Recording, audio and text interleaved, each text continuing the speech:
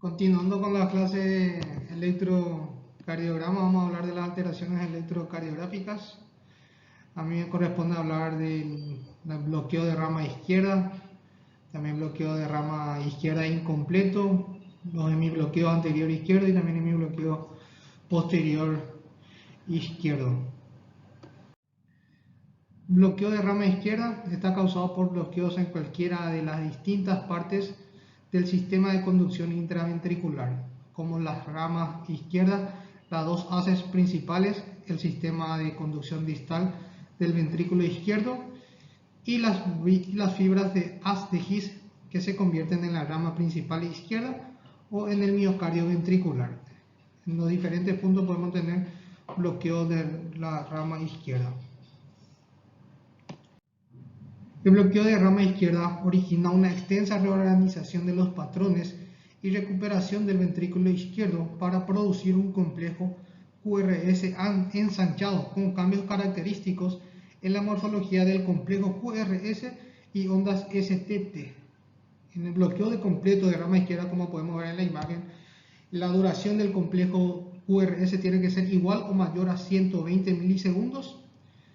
Como se puede apreciar acá en la imagen, también las ondas R anchas, con muescas o empastadas en las derivaciones B1, ABL, B5 y B6, en las derivaciones izquierdas, y una onda R inicial pequeña o ausente en las derivaciones precordiales derechas, B1 y B2, y seguidas de ondas S profundas.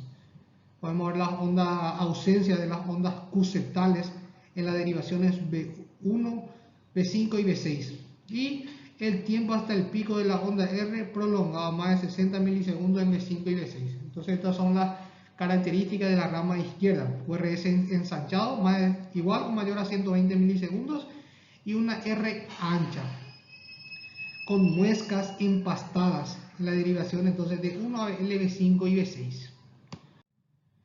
El segmento ST y la onda T no concuerdan con el complejo QRS, es decir, el segmento ST está descendido y la onda T invertida en derivaciones con QRS positivos, como las derivaciones de 1 a L, B5 y B6. Entonces, y el segmento ST está elevado y la onda T en ascendente en las derivaciones con predominio del complejo QRS negativo, como B1 y B2. Entonces acá podemos decir que los complejos ST y T siempre están invertidos, o sea que si el complejo QRS es positivo, el segmento ST y T va a estar negativo, como también se puede apreciar en la imagen. Si el complejo QRS es negativo, entonces el segmento ST-T va a estar positivo, y si el complejo QRS está positivo, va a estar negativo el complejo ST. Y como característica de un bloqueo de rama izquierda incompleto son las siguientes. Ahí la duración ya del complejo QRS va a estar entre 110 y 119 milisegundos. Va a haber ausencia de ondas Q septales y una pérdida de nitidez y aparición de muescas en el trazo ascendente también de las ondas R altas. Y un tiempo prolongado hasta el pico de la onda R en las derivaciones precordiales izquierdas. ¿Cuál es la importancia clínica? El bloqueo de rama izquierda aparece en menos del 1% de la población general, pero en más de la tercera parte de los pacientes con insuficiencia cardíaca. Y hasta el 70% de las personas en las que se desarrolla bloqueo de rama izquierda presentan datos de hipertrofia ventricular en el electrocardiograma. 10% también de los pacientes con bloqueo de rama izquierda no tienen una cardiopatía demostrable clínicamente. En personas con o sin miocardiopatía manifiesta, el bloqueo de rama izquierda se asocia a un mayor riesgo morbi-mortalidad por infarto, insuficiencia cardíaca y arritmias, incluidos bloqueos AB de alto grado. Entre los pacientes con enfermedad arterial coronaria, incluidos el infarto agudo de miocardio, la presencia de bloqueo de rama izquierda se correlaciona con enfermedades más extensas, disfunción ventricular izquierda más grave y menores tasas de supervivencia.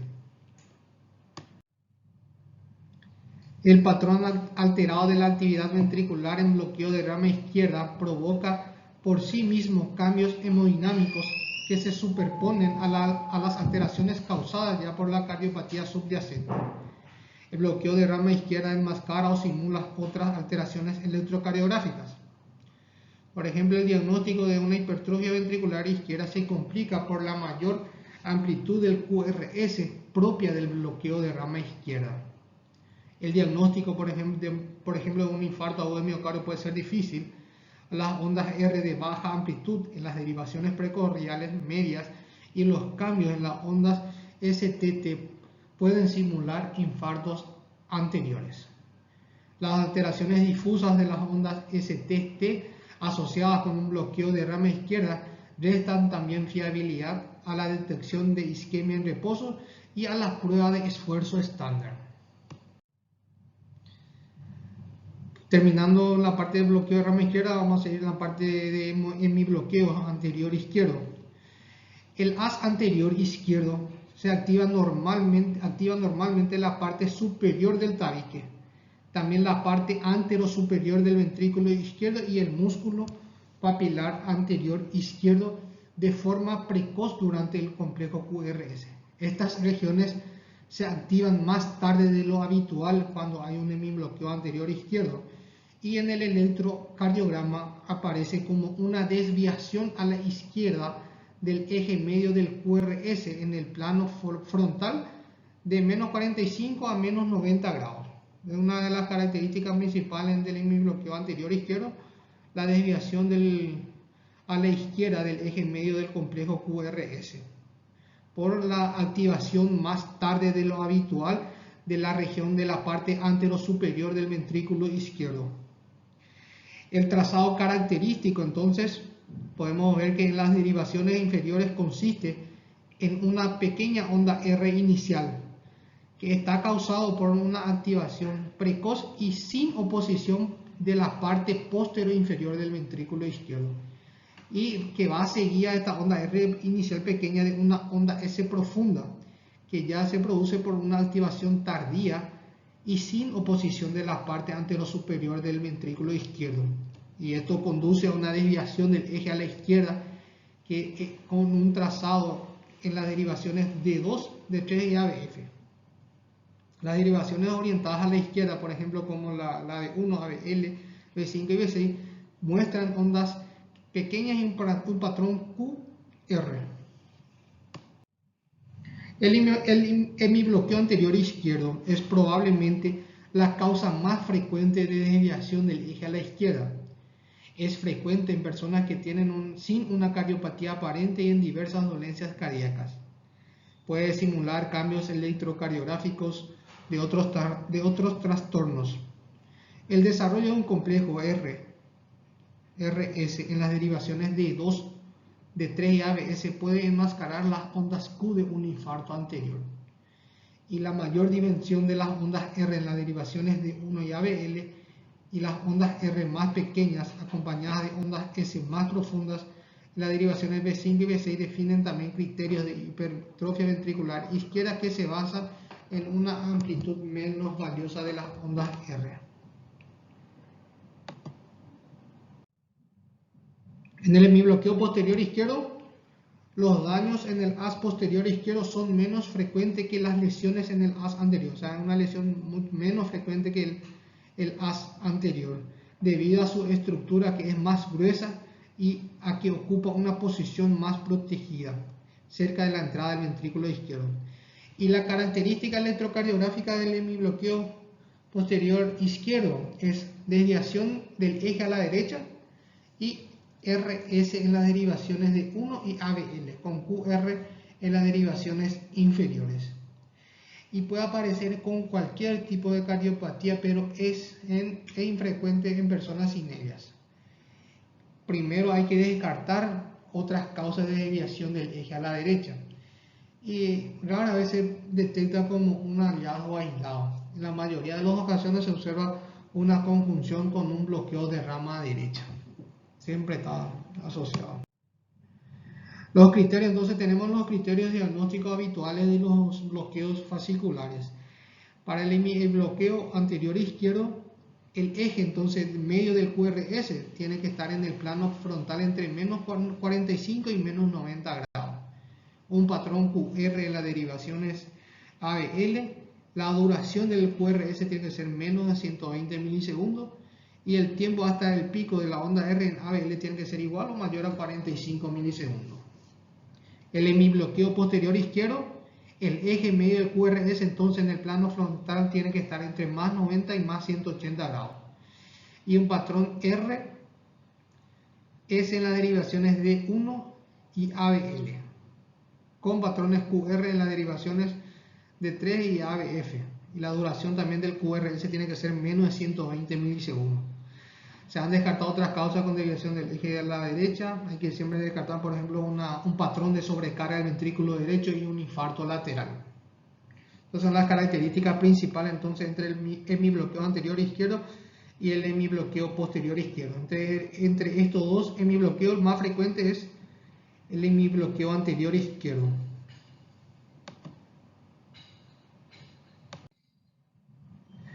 Ahora vamos a hablar de los bloqueos multifasciculares.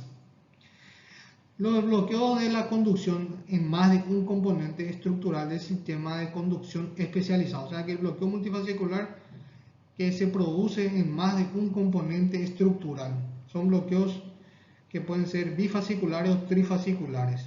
El retraso en la conducción en dos componentes se llama bloqueo bifascicular y el retraso en los tres se denomina bloqueo trifascicular. El bloqueo bifascicular puede adoptar distintas formas, como bloqueo de rama derecha con hemibloqueo anterior izquierdo, que está caracterizado porque el bloqueo por el bloqueo de rama derecha más desviación del eje a la izquierda, más allá de menos de 45 grados.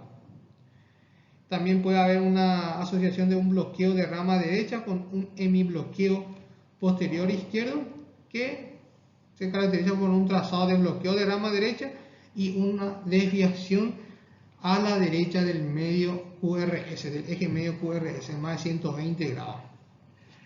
En el electrocardiograma que está en la parte inferior, la parte izquierda, podemos ver el trazado característico de un bloqueo bifascicular en la que se puede observar el bloqueo de rama derecha y mirando las derivaciones de 1 y ABF podemos decir que el eje está desviado a la izquierda, por lo que se trataría entonces de un bloqueo bifascicular. Asociación de bloqueo de rama derecha con un hemibloqueo anterior izquierdo. Y a la derecha tenemos otro electrocardiograma en la que también se puede también observar algunos de los bloqueos, o sea, el bloqueo de rama derecha y desviación también del eje hacia la derecha. El bloqueo trifascicular supone un retraso en la conducción en la rama derecha más un retraso en la rama izquierda principal o en el haz anterior y posterior izquierdo. El trazado electrocardiográfico resultante puede corresponder a bloqueo de rama derecha o bloqueo de rama izquierda con o sin desviación del eje, dependiendo del grado relativo en las estructuras afectadas. La diferencia entre bloqueos bifasciculares y trifasciculares es un aumento de la conducción global desde el nódulo AB hasta los ventrículos. En el bloqueo bifascicular, el tiempo de conducción a través del haz indemne es normal y el tiempo de conducción desde el nódulo AB al músculo ventricular es también normal. O sea, no hay retraso en la conducción. Mientras que en el bloqueo trifascicular, el retraso en la conducción, incluido en los fascículos menos afectados, es anormalmente prolongado, por lo que el tiempo de conducción desde el nódulo AB al miocardio ventricular también es prolongado. El diagnóstico de bloqueo trifascicular requiere de un electrocardiograma que tenga un bloqueo bifascicular más signos indicativos de conducción prolongada por debajo del nódulo AB. Esta asociación tiene que tener entonces los pacientes que tienen un bloqueo trifascicular, que tenga un bloqueo bifascicular más signos indicativos de que haya una conducción prolongada por debajo del nódulo AB.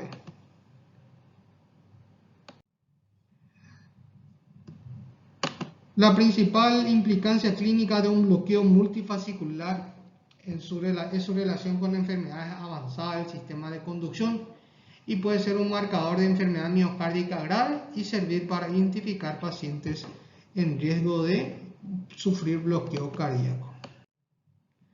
En este se puede observar un bloqueo multifascicular manifestado por la alternancia de bloqueos de rama e intervalos PR registrados así en registros separados. Y esto hasta